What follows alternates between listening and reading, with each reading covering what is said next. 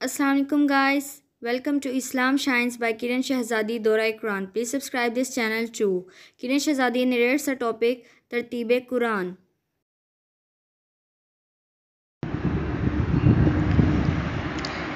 अल्हम्दुलिल्लाह रब्बिल आलमीन वस्सलातु वस्सलामु अला या सय्यदुल मुरसलीन व अला आलिहि तय्यिबीन ताहिरीन व सहाबिहिल हदीनिल महदीशीन अम्मा बाद फ़ौज़ु बिल्लाहि मिनश शैतानिर रजीम बिस्मिल्लाहिर रहमानिर रहीम।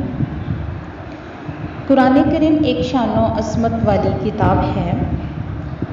इंसान में क्या ताकत है जो रब के कलाम के फ़ज़ाइल और इसके फ़वाइद को पूरे तौर पर बयान कर सके। मुसलमानों की वाक़फ़ियत के लिए चंद बातें बयान करूँगी कि कलाम की असमत कलाम करने वाले की असमत से होती है। एक बात फ़कीर बेनवा के मुँह से शू निकलती है कि इसकी तरफ कोई भी ध्यान नहीं देता, और एक बात किसी बादशाह या हकीम के मुँह से निकलती है तो इसको दुनिया में शाया किया जाता है। अखबारों रसालों में इसकी अशात होती है। गर्ज ये है कि कलाम की अज़मत का पता कलाम वाले की अज़मत से लगता है। इसी कायदे के बिना पे अंदाज़ा लगा लो कि कुरान पाक ऐसा मौसम कलाम है कि इसके मिसल किसी का कलाम नहीं हो सकता, क्योंकि यह खालिक का कलाम है। मिसल मशहूर है कि बादशाह का कलाम कलामों का बादशाह है। इस कलाम रब्बानी में सारे अलूम सारी हिकमतें मौजूद हैं, जिसमें से हर शख्स अपनी लियाकत के मुवाफिक हासिल करता है। इसका पता अकल से लगता है। तफसीरें देखने से मालूम होता है कि जिस मुफस्सर में जैसे काबिलियत है इसके वो बेश बहा मोती इस कुरान से निकालता है। कोई बड़े से बड़ा आलिम, बड़े से बड़ा ज़ुबानदान कुरान पाक के मुतल्लिक़ ये ख्याल न करे कि मैंने इसकी हकीकत को पा लिया। कुरान पाक एक समुद्र नापीदा किनार है, जिसका बर्तन उतना वहाँ से वो पानी ले सकता है, लेकिन कोई नहीं कह सकता मेरे कूसे में सारा समुंदर आ गया। गर्ज़ क्या कुरान करीम हक़ ताला की असमत का मज़हर है। जैसे कि उसकी असमत की इंतहा नहीं, वैसे ही उसकी असमत बे इंतहा है। सखी दो किस्म के हैं, एक वो जो फ़कीर को बुला कर दे, दूसरे जो फ़कीर के घर आकर दे।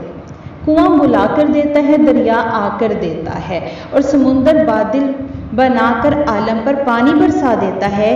काबा मौसमा भी सखी कुरान करीम भी फ़र्क मगर ये है कि काबा मौसमा के पास भिखारी जाएं और जाकर फैज़ ले आएं। कुरान करीम की शान ये है कि मशरिक़ व मग़रिब में घर घर पहुंचा और अपना फैज़ जाकर दिया, और जो लोगों को बिल्कुल जो अनपढ़ थे उनके लिए उलमा मिसल बादल के बनाकर अपनी रहमतों की बारिश इन पर बरसा दी।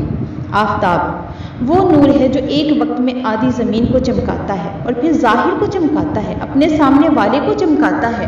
फिर बादल की वजह से उसकी रोशनी फीकी पड़ जाती है, कभी इसको ग्रहण भी लगता है। दिन भर में 3 पलटे खाता है, सुबह शाम को हल्का, दोपहर को तेज़। लेकिन कुरान करीम आसमान हदायत का वो चमकता दमकता सूरज है जो बैक वक्त सारे आलम को चमका रहा है। फ़क्त ज़ाहिर को नहीं बल्कि दिलो दिमाग को भी मनवर कर रहा है। नीस इसकी रोशनी जैसे मैदानों पे पड़ रही है, इसी तरह पहाड़ों में, गारों में और तहखानों में गर्ज़ के हर जगह पहुंच रही है। ना कभी इसको ग्रहण लगे, ना कोई बादल इसकी रोशनी को ढक सके। इसकी शुआएं बड़ी तारीक घटाओं को भी चीर कर अपना काम करती हैं। इसलिए रब ताला ने कुरान करीम में फरमाया अंज़लना इलैकुम नूरन मुबीना, कि आज हम लोगों ने अपनी बेइल्मी की वजह से कुरान के फ्यूज़ो बरक़ात को महदूद समझ रखा है कि कुरान तो बेशुमार बरक़ात का हामिल है।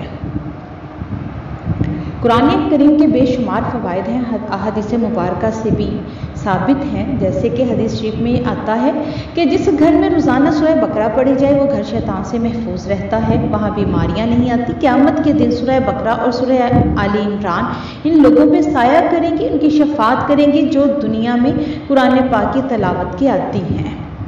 जो शख्स आयतुल कुर्सी सुबह शाम और सोते वक्त पढ़ लिया करे, इंशाअल्लाह उसका घर आग लगने और चोरी होने से महफूज रहेगा।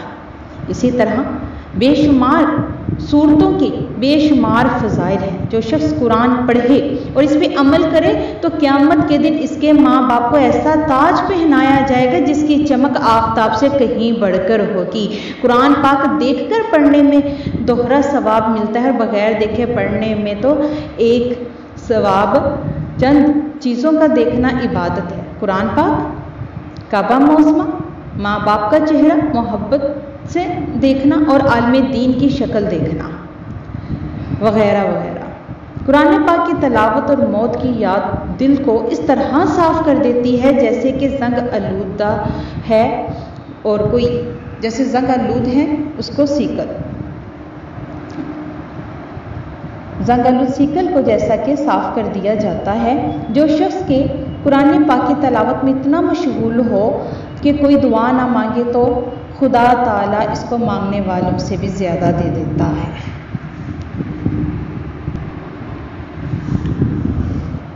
तो बेशुमार कुरान करीम के फ़ज़ाइल व बरक़ात हैं।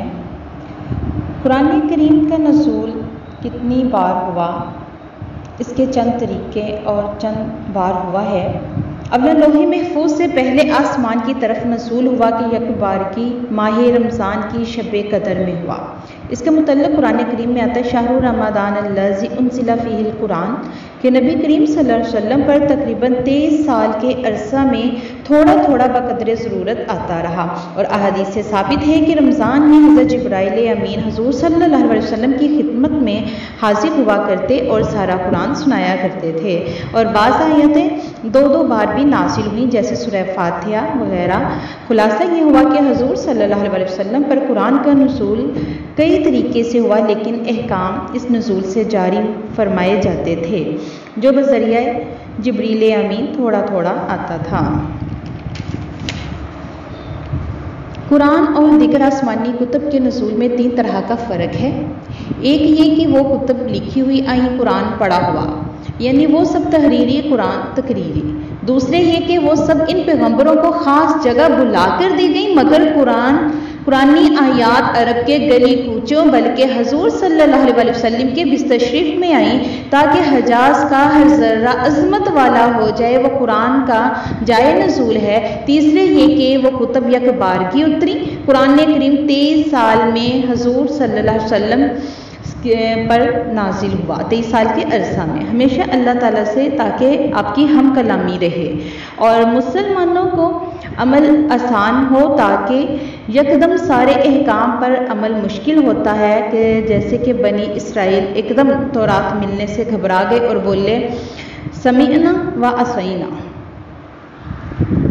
तो इसीलिए ज़रूरी है कि कुरान करीम जो है वो समझा जाए और समझकर उसको पढ़ा जाए।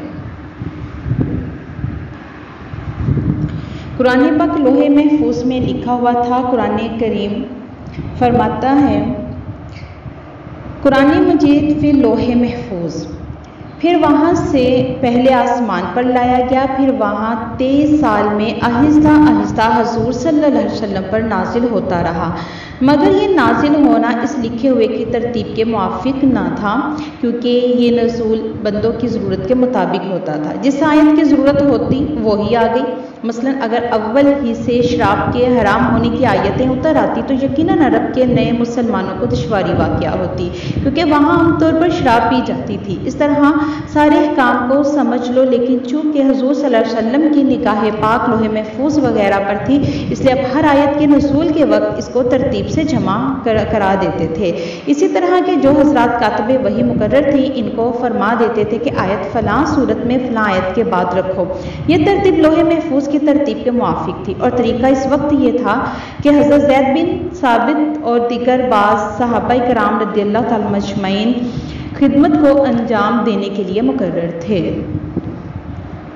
तो कुरान पाक की तरतीब देने वाले खुद रसूलुल्लाह सल्लल्लाहु अलैहि वसल्लम हैं, क्योंकि कुरान पाक तरतीब नसूल कुरान के मुताबिक हो सकती नहीं थी, क्योंकि मौजूदा तरतीब लोहे महफूज की तरतीब के मुताबिक है और कुरान पाक का नुज़ूल ज़रूरत के मुताबिक हुआ। और ये भी समझ लीजिए कि कुरान पाक की तरतीब नबी पाक अलैहिस्सलाम ने दी, लेकिन इसको किताबी शक्ल में तरतीब देने वाले अव्वलन सिद्दीक़ अकबर रज़ियल्लाहु ताला अन्हु थे और दूसरे उस्मान गनी रज़ियल्लाहु ताला अन्हु अजमईन। इसलिए आपका लक़ब है उस्मान जामिया कुरान।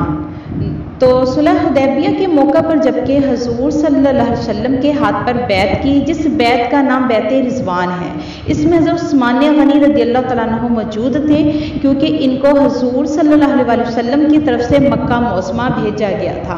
हजूर सल्लल्लाहु अलैहि वसल्लम ने अपने दाएं हाथ की तरफ इशारा करके फरमाया ये उस्मान का हाथ है, और ख़ुद उनकी तरफ से बैत फरमाई। तो हजूर सल्लल्लाहु का हाथ गोया उस्मान गनी का हाथ हुआ, और हक़ ताला ने हजूर सल्लल्लाहु के हाथ को अपना हाथ फरमाया, यदुल्लाहु फ़ौक़ अयदीहिम। तो गोया इस वास्ते से उस्मान गनी रज़ियल्लाहु ताला अन्हु का हाथ अल्लाह का हाथ है। कुरान करीम अल्लाह का कलाम, तो यूँ कलाम अल्लाह यादल्लाह जमा फरमाया, इसलिए उस्मान गनी को जमा कुरान के लिए मुंतखब फरमाया गया। कुरान पाक की तकसीम ज़माना पाक में दो तरीके से हो चुकी थी, एक सूरतों से, दूसरी मंजिलों से। यानी कुरान पाक की 7 मंजिलें की गई थी। तिलावत करने वाला मंजिल रोज़ाना के हिसाब से ख़त्म कर सके 7 दिन में। इन मंजिलों की तरतीब यूँ कि पहली मंजिल सूरह फातिहा से शुरू होती है, दूसरी सूरह माइदा से, तीसरी सूरह यूनुस से, चौथी सूरह बनी इसराइल से, 5वीं सूरह शुअरा से, 6ठी सूरह वस्सफ़ात से और 7वीं सूरह क़ाफ से। फिर इसके बाद कुरान पाक के 30 हिस्से बराबर किए गए, जिसका नाम रखा गया 30 पारे ताकि तलावत करने वाला एक सिपारा रोज़ के हिसाब से 1 महीना में ख़त्म कर सके। फिर कुरान में ज़ेर ज़बर ना होने की वजह से इसकी तलावत करने में सख्त दुश्वारी महसूस होती थी, क्योंकि गैर अरबी लोग तो पढ़ सकते थे और अरबी हजरात बाज़ मौक़ों पर दुश्वारी महसूस करते थे। तो लिहाजा इसमें ज़बरो ज़ेर लगाए गए और नूनकतनी वग़ैरह ज़ाहिर किए गए। मशहूर ये है कि ये काम हजाज बिन यूसुफ़ ने किया। इसी हजाज इब्ने यूसुफ़ ने सूरतों के नाम कुरान में लिखे, इससे पहले ये नाम कुरान में ना थे। तो इसी तरह फिर सूरतों के नाम और ये सारे मामलात तय हो गए। तो लिहाजा तलावत कुरान इसी तरतीब और तरहीब के साथ और आहिस्ता आहिस्ता करनी चाहिए कि तलावत कुरान सही तरीके के साथ करने वाले कि जिस इत्मीनान और सुकून के साथ इंसान दुनिया में तलावत करेगा, उसी इत्मीनान के साथ वो तलावत करता हुआ जन्नत में बढ़ता चला जाएगा। तो कुरान की अज़मत, उसकी शान कितनी ज़्यादा है। बुज़ुर्गान दीन की आदतें तलावत कुरान पाक के मुतल्लिक़ जुदा करना थी। बाज़ हज़रात तो एक दिन रात में 8 ख़त्म कर लेते थे, 4 दिन में और 4 रात में, बाज़ हज़रात 4 दिन में और रात में। तो इसी तरह बाज़ 3 दिन में, बाज़ 5 दिन में, बाज़ 7 दिन में, और 7 दिन में ख़त्म करना अक्सर सहाबा किराम का मामूल था। तो लिहाजा तलावत करने वाले को चाहिए कि सही तरीके से पढ़ने की कोशिश करें, क्योंकि सवाब सही पढ़ने में है, ना कि महज जल्दी पढ़ने में। हज़रत उम्मे सलमा रज़ियल्लाहु ताला अन्हा फरमाती थी कि हजूर सल्लल्लाहु अलैहि वसल्लम इस तरह तलावत फरमाते थे कि एक एक हर्फ साफ साफ मालूम होता था। सैयदना इब्ने मसूद रज़ियल्लाहु ताला अन्हु फरमाते थे कि कुरान करीम जब दिल में उतरता है तब इसमें जमता है और नफ़ा देता है, और तलावत करने वाला जिस इत्मीनान और सुकून के साथ दुनिया में तलावत करता था, इसी इत्मीनान के साथ तलावत करता हुआ वो जन्नत में भी बढ़ता चला जाएगा। तो कुरान करीम की तलावत कैसे कैसे अंदाज से की जाती है कि जहाँ तक उसकी आवाज़ पहुँचे वहाँ तक मलाइकाए रहमत का इज्तिमा होता है। हदीस शरीफ में है कि हज़रत उसैद बिन हुज़ैर रज़ियल्लाहु ताला अन्हो एक शब कुरान करीम की तलावत कर रहे थे कि इनके पास एक घोड़ा बंधा हुआ था, और जिस वक्त अब तलावत करते वो घोड़ा अचानक से उछलने कूदने लगता। आप बाहर तशरीफ़ लाए और निगाह उठाकर देखा एक साहिबान था जिसमें कंदीलें रोशन थीं। तो इससे घोड़ा डरकर कूदता था और जिस वक्त सुबह को आकर आपने बारगाहे रिसालत में ये वाक़या अर्ज़ किया, इरशाद हुआ, हजूर नबी करीम सल्लल्लाहु अलैहि वसल्लम ने फरमाया, ए हुज़ैर के बेटे काश के तू तलावत कुरान जारी रखता, ए हुज़ैर के बेटे काश के तू तलावत कुरान जारी रखता, ए हुज़ैर के बेटे काश के तू तलावत कुरान जारी रखता, क्योंकि वो जो तुझे रोशन कंदील नज़र आ रही थी वो अल्लाह तबारक व तआला के फरिश्ते थे जो कि तुम्हारा कुरान सुनने आए थे। वो एक साहिबान था और वो फरिश्ते तुम्हारा कुरान सुनने के लिए आए थे, और अगर तू इस तलावत को जारी रखता तो दुनिया वाले भी उन फरिश्तों का दीदार कर लेते, उनकी ज़ियारत कर लेते।